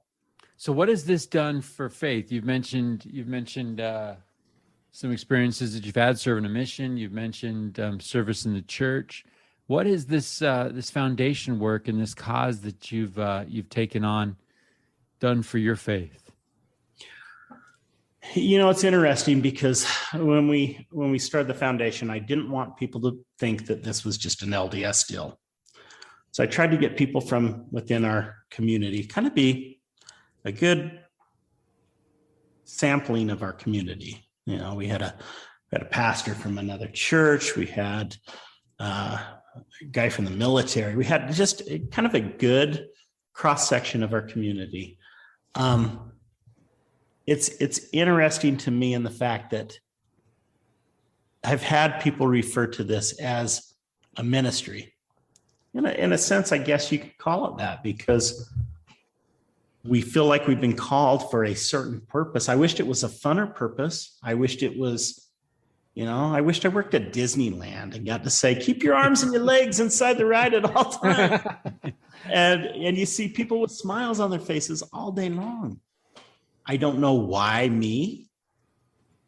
I really don't. There's got to be better people to do this than me. Totally better people than me. But I know that it's something, like I said, I've had that feeling like I can't do it anymore. But yet, here I am. Yeah. And so it's just one of those things that may not be anything that interests you, and that's okay. There are so many different cross sections of life that need people to be their deal. I just got one of the sad ones, one of the hard ones. Yeah, but man, embracing that's commendable. I'm curious, Jon, given the last 8 years of time in the foundation, and the work that you've done, what gives you hope these days? Watching my kids. I'll tell you, at my age, I still feel like I'm in my 20s, right? My body just doesn't feel like it's in its 20s. I feel like I'm in my 20s, but it's the coolest thing. I really like the part of life that I'm in right now, because I am watching my kids pass me up, if that makes sense. Mm-hmm. You always want your kids to go further and do more than you've done. But I'm watching my kids excel in whatever they're doing. And they're all different. Man, all my kids are completely different. And, a lot of them are more like their mother, thank goodness. And so it's really interesting to me to watch my kids thrive. I love watching my kids have these moments. In my 20s, I did not have patience. I had a temper in my 20s. I was really probably a jerk in my 20s. 30s, a little bit better, you get better, you learn, but as I was raising my kids, I wish that I could have my kids now, because I do such a better job. And I'm, like I said, I'm still far off from where I need to be, but I'm definitely a better version of me now than I was in my 20s. So when I watch my kids have moments where it's like, did she really just do that? Oh my gosh, that's awesome, and watch my son make, these good dad moments, and you're just going, man, I wished I could have been like that in my 20s. And so I think what gives me hope is that, man, the world doesn't stop turning. My moment of that part of my life is over, and now I get to watch them do it with their kids. When they screw up, I get to laugh at them. So I don't know. I think that's probably the coolest thing for me is just watching these kids. That's a beautiful answer. And Tyler, makes me think of a guest we had on recently, and he shared his father's last words were, "Do it better than me, or what's the point?" Yeah. What's the point? That gives me hope. That answer gives me hope, John. The idea that Freemanites will do it better than me, right? I can get behind that for sure. Yeah, it's interesting. I first of all, I got to be in Tooele for the book it. Yeah, for the It's a Wonderful Life festival, man. Listen, we not only have Santa Claus, but we have Mrs. Claus. Then I've got a friend that was a Oakland Raider football player. Oh, yes. That has yellow tights. And he comes as Buddy the Elf. Oh, get it out of here. I love it, man. The dude's 6'9", 300 and something pounds, wears like a size 16 shoe. Sell it, man. Sell this thing. Let's go. He has yellow tights. Oh, man. One of the biggest studs I've ever met. And then we have Casey Scott, who's on KSL, that comes as Elf on the Shelf. So, I mean, it's a whole day. This episode is brought to you by the It's a Wonderful Life Festival, held in the city of Tooele every December. That's right. Oh, man. Maybe we'll get reindeer. I love it, man. Well, it's interesting because I love what you're talking about, John. I love the cause that you're involved in and the work that you're doing. It's a topic that Mike and I talk about frequently on the show, and it's important to us, and we appreciate the dedication that you have. And Tyler, he mentioned Working Minds. We've even looked at that. We have, yeah. Reached out, and man, we'd love to do work with them. 122 people every day in this country. Yeah, suicide. Stop and think about that. That would be the equivalent of saying, "Hey, I'm going to fly to San Diego, right?" So we're going to fly right into San Diego. Well, the plane that was going to leave from here to there is probably a 737. So picture if you loaded up a 737 every day and it crashed and you lost everybody on board. That's just here. That's just the US. We lose almost 1 million people a year worldwide. To break it down for you, since I've been doing this, the youngest suicide we've had in the state of Utah, age 5. Oh, my goodness gracious. The oldest, and I'll screw this up, I think it was like close to 99. And so when you look at that, I'm going, man, when I was 5 years old, I was living in Cypress, California. We had nap time. That was my big worry. Like, somebody can wake me up when nap time's over. And so you look at it and you go, there are so many facets of suicide prevention that you've got young kids. We're seeing more and more kids with anxiety and depression. COVID probably hasn't helped, right? We have kids that have not had interaction because of COVID, the ones that are just coming up, ones that haven't seen faces for 2 years of their life because we've had masks on. Not debating whether they were needed or not needed. I'm just saying there's either way. Yeah, right? The consequence is it is the bed we are in, and if we don't figure out how to support folks. And then you go, you've got teenagers, their brains are still developing.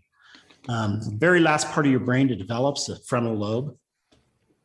That controls impulse control, decision making. That doesn't even, you're like 26 when your brain finishes developing. So we get teenagers that get in a rut, things go bad, and the thing that they don't yet have is impulse control and reasoning and the things that the frontal lobe controls. And then when things go south and you have something hit you that you go, I just can't go on, we have to be really worried. But gosh, you don't just have that. You have, the biggest demographic of suicide middle-aged white guys, my demographic. That's me. You're working your way up a corporate ladder. You're trying to be everything for your family and provide. And man, it gets harder all the time. There's a lot of families that can't survive without two incomes. And then you throw in, things like, a recession and COVID and things that have made people lose their jobs and things like that. And if you feel like you can't provide, what good are you for? Then we're seeing more disease and you have somebody that ends up with a terminal illness. Well, what goes through their mind? Well, maybe I don't want to go through it. You take people like my father, the toughest guy I ever met. He had a PhD. He spoke 14 languages. He wrote church books, city planner of San Diego. Just a stud, right? Well, he ended up with Parkinson's. And a month or so before he died, I had gone over to his house, get him in the bathtub, get him out of the bathtub, throw him a towel, said, let me go get your clothes. I went to his closet where he had got his 30-06 down and taken out a box of shells. And I remember telling him, man, you look like crap. Because that's how we talk to each other. Because, he was a tough guy. And I'd say, you look like crap. How are you feeling? And he said to me, if things get any worse, at least I have my old hunting rifle. I'll never forget that. To know that the guy that couldn't even walk over a threshold of a door because of his Parkinson's, I don't know how long that had to have taken him to get a gun down. But if my dad could have had those thoughts, now he didn't take his life and he died shortly after of his Parkinson's. But if my dad could have those thoughts, who can die by suicide? Any of us, right? Yeah. No one's immune. Yeah. Nobody's immune. All of us we can have those thoughts. And it's okay to have those thoughts because we're human. That's what you do with those thoughts. And when you struggle and you need somebody, find that somebody that you can talk to. Find that somebody that you can trust. And, if you don't have that person, reach out and call the lifeline. I always tell people it's 1-800-273-8255. This July, thanks to Tooele County, Utah, our senator developed the Safe UT app, which has been phenomenal at saving youth lives. We've pushed it and pushed it and pushed it. That came about because we tried to get a 3-digit crisis line like 911. And that was going to save millions of lives, right? How many lives has 911 saved? Think about it. Mm-hmm. And so we pushed and pushed and pushed for it. Never could get it through. Senator Ornhatch, who been in the news that he just passed away. Shout out to Ornhatch because he said to Senator Thatcher, our state senator, he said, boy, you're thinking too small. That'll only help 3.5 million people. Let's help 330 million people. And he took that idea for the 3-digit crisis line straight to Donald Trump's desk. August 14th of 2018, Donald Trump signed it into law. July 15th, our nation is going to unveil 988. Let's go. I love that. And 330 million people will have that number as available to save lives. And what a great deal. I if I could share one story with you, I actually called a friend because I couldn't think of the guy's name. But this guy deserves so much credit. The guy's name was Joshua Speed. Have you ever heard of him? Right? No. So you have to look him up. So there was a guy that you probably know that when he was 2 to 3 years old, he had his infant brother Thomas die. His infant brother Thomas died. He was devastated. At age 9, he lost his aunt, his uncle, and his mother. they all died of milk poisoning. Okay, so that kind of puts you back. You're like, okay, milk poisoning. This is an old story, right? Mm-hmm. Age 19, he lost his sister, Sarah.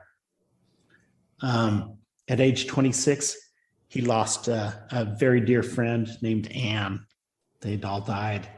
At age 31, he experienced severe depression. You know who I'm talking about?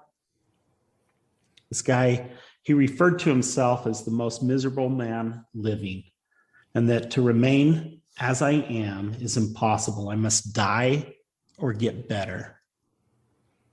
Abe Lincoln? Abe Lincoln. Now, what would the world have looked like if Abe, who was suicidal, Mm-hmm. suffered with mental illness? What would the world look like today if Abe Lincoln had not continued? If he hadn't become our president, what would the world look like? He's not the hero of this story in my mind.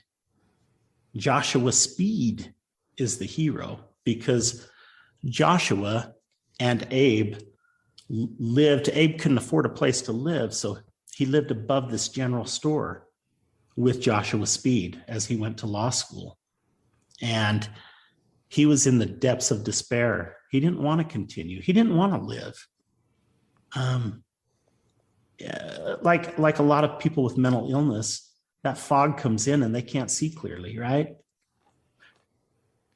The one thing that I want to make clear is, if you struggle with mental illness, like you're not alone. I joke on my podcast all the time. You don't think there's mental illness out there? Come to my family reunion. Then when my wife's not listening, I tell the real truth and I say, you want to see mental illness, go to my mother or my wife's family reunion. So let's hope she doesn't listen to this. But Joshua Speed knew that Abe was struggling, and these two were best friends. Best friends. I mean, you wouldn't have found closer friends. Joshua removed all the razors, all the knives, and Abe Lincoln's pistol from the home, because he knew that those could be a problem. And Joshua stayed by his side for 6 months to make sure that he was still alive. And because he did that, Abe Lincoln has a quote, and this is a quote. I'll read it to you. Remember, in the depths, even the agony of despondency, that very shortly you are to feel well again. Abe. You know what? They say that every person is going to go through 6 bouts of real depression. So what does that mean? It means if you made it through one, you're probably going to go through another. So enjoy the ride for a minute until it comes back and be ready for it. The one thing that you'll know is, it's like when you get a cold, right? You get a cold, you've had enough colds in your life that now you can recognize when one's coming on, and you start pounding the OJ and start trying to make sure that your papaya juice. No, I'm just eat the mangoes, man. Mangoes. You do because you recognize the signs sooner. Yeah. So let's recognize the signs sooner. And when you feel like depression's coming on and you feel like you're in for a rough ride, buckle up, baby, because guess what? You made it through 100% of the ones that have been thrown at you so far. Every time you come out the other side, you're good. I tell people all the time, it's like you go to the doctor and you have strep throat. You think you're dying, right? Because that's what it takes for a man to go to the doctor, because we're not going to go to the doctor.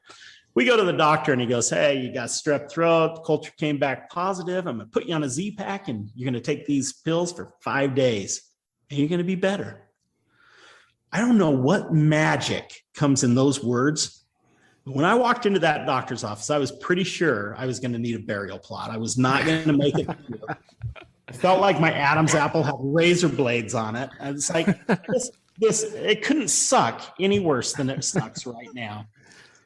But the minute he tells me, hey, take these pills for 5 days and you're going to be better. And guess what? I am. Probably in 2 days, I'm going to feel like, I'm doing a lot better. So we need to have that magic that doctor has so that we can tell people, you know what? You're going to go through some rough stuff. Don't let Walt Disney con you into thinking that life is just this fairy tale. It's okay. It's messy. It's bumpy. And there are going to be days that you don't want to get out of bed, but guess what? You're going to get through it. And there are people that you have no idea how many people are in your corner rooting for you to get through. Jon, I'm loving what you're talking about, my friend. Let's go. I love it. I've just had a blast tonight talking to you, and I appreciate you and who you are and what you're doing. I mean, it's just I know that the things that we talked about tonight are going to resonate with our audience, and I just appreciate you sharing what you've shared. Jon, how can we connect our listeners to your work? Probably through my parole officer. No, I'm just joking. Sorry, I had to give a shout out to the PO. No, I'm teasing. Well, at least he knows you're at work right now, so that's good, right? You can find us on social media every way possible. Life's LIF like Frank. Life's Worth Living Foundation. You can find the It's a Wonderful Life Festival on there too. You can find the Here we go. Walk to Wendover on there too. You can find me on there, Jon. That's Jon Gossett. GOSS like Sam, ETT. Jon Gossett. You're welcome to reach out to me. I'm on there all the time. I don't text while I drive, but I have been known to Facebook while I drive. And so that's totally different. Totally different. So I totally agree. No, I don't do that, Mom. No. No. Reach out to us. If you're interested in having us come and speak at a function, if you want us to give a training, the nice thing is we don't know how to say no. It was started out, it was going to be, let's focus on Tooele County. But you know what? There's just sometimes that barriers don't matter. Let's just make sure everybody's good. And that's what it's all about. As kids, there's, you hear people always say, well, my kid was being bullied, right? What's a bully? A bully is somebody that tries to tear people down to make themselves look better. And for some reason, we think that by pulling people down, it's going to make us look better. The only thing that makes you look better is when somebody's in need, you give them a hand up. And that's what it's all about. And you don't outgrow that. Like that can still be happening in your 90s. Mm-hmm. Yeah. Especially if you fall off your jazzy chair, you might need a hand up. Hey, Jon, you've given us a glimpse into some pretty amazing people in your life. You talked about some incredible experiences that you've had with other people coming across your path. At this point, just looking back on life, is there anyone you want to honor in our time together? Sure. So May 15th will be 7 years since I lost my dad. Last August, I lost my mother. Yeah. And I'll tell you what, they were incredible people. They are incredible people, right? But right. They're in a different place and doing things a little different. But man, I'm grateful for who raised me. I'm grateful for the lessons I learned. Man, I'm grateful for the black eye my dad gave me when I was 15 and stole this car. I'm only saying that because the statute of limitations. That's right, it's over, man. And I remember like it never happened. I remember thinking to myself at 15 years old, I've never been spanked because I'm from Orem, so you probably saw my halo. I mean, it's pretty, it's pretty shiny. But there was that one time that I think stolen is a harsh word. That's what he referred to it as. I called it. Well, it was his, right? Well, it was his, but it was in a commuter parking lot. He wasn't. And the one thing that the kids, you're talking, kids have it so much harder now. There is one thing that our kids don't have that's harder it was definitely harder for me. My dad listened to talk radio back in the 80s. When you dialed it and that little needle went up and down, talk radio sounds like talk radio. When you're 15 years old, you can't tell whether it's one guy or another guy. It's all the same. It's a blur. And so, I mean, digital stereos, so you can go, 101.5 or whatever, much easier. You kids have got it a lot easier. Because if I had not screwed that up, he would have never known. And if he had never known, I wouldn't have had that black eye. That's what did it. You tweaked the dial back and you got it on the wrong station. I got the wrong station. And that was the tell. It was a tell, but I'll tell you what. I had it coming. I took my spankings and I learned from them. And I am here to report I have not stolen a car since. That's good. It's good to know it worked, man. Well, we only learn through pain, right? We only learn through pain. So my parents were faithful. They were unshakable. They were steadfast. Whatever term you want to use for them, they were amazing. And the one thing I always say is, I hope that people remember my parents through looking at me. I hope that people remember me by looking at my kids, because you know what? Every family has its flaws. Every family, we like to throw around dysfunctional. Man, my family put the fun in dysfunctional. We're a good time, and you know what? You learn from it. And it's just so funny to me that it's so perfect that he hands a little bit of screw up to all of us, but it's supposed to be there. Yeah. Don't look at it as something that you're dragging behind you. I mean, this is you were meant to be who you are. You are exactly how you were intended. And you might not figure it out for a long time. You might have already figured it out, but enjoy who you are and honor those that came before you by being that person, because you've had that training from them. And like I said, hopefully people look at me and say, you know what, my personal opinion, I hope they look at me and say, man, you're just like your dad, because that'll piss him off. And I just oh, well, shoot, John, it's funny. It's been a couple hours that we've been able to spend some time together, and oddly enough, we've been able to sprinkle in "It's a Wonderful Life" kind of throughout this whole conversation. But there's a great scene in that movie where George is standing on the bridge after he's gone through his experiment, and he says, "I want to live again." And man, I love that thought. I love the message that you share. I think that I'm hoping that as we sit together and as people listen to this conversation, I hope that thought is running through people's minds. I want to live again, right? And we can bounce back, and we can pick ourselves up, and we can be okay. And I love that your message of that. But in the spirit of "It's a Wonderful Life," John, what does it mean to you to be considered the richest man in town? Well, as you were saying what you were saying just a minute ago, the one thing that runs through my mind is, man, if they're going to put something on my headstone, it's going to be, I wore this body out, man. When I give it back, I hope it's broken and beat up and worn out and really of no use to anybody else, because I wore it out doing the things that I was meant to do.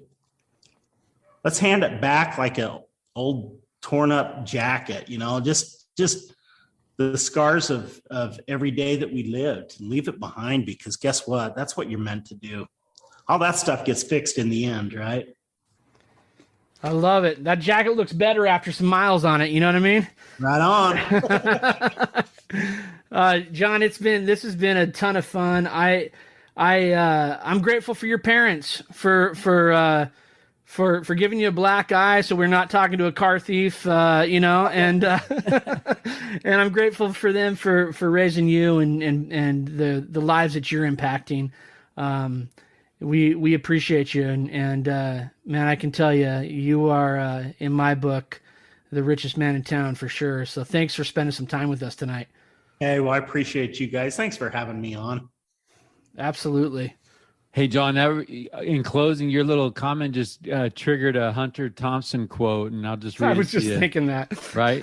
Yeah. Life should not be a journey to the grave, right, with the intention of arriving safely in a pretty and well-preserved body, but rather to skid in broadside in a cloud of smoke, thoroughly used up, totally worn out, and loudly proclaiming, "Wow, what a ride."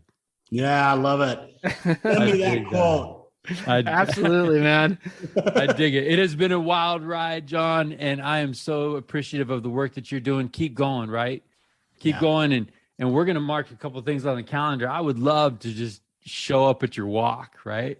Yeah. I would love to be a part of the work that you're doing. And I'm grateful for Beth. I'm grateful for Beth connecting us with you, and I'm so appreciative of the work that you're doing for your community, right? And I'm so glad you couldn't sleep that night. Yeah. Right. Amen. I'm appreciative of that. And thanks for listening to that call and answering it, right? And stepping in with courage and starting to sing. I love it. Thanks, you guys. I agree. All right, Jon, have a good night. We appreciate you. Okay.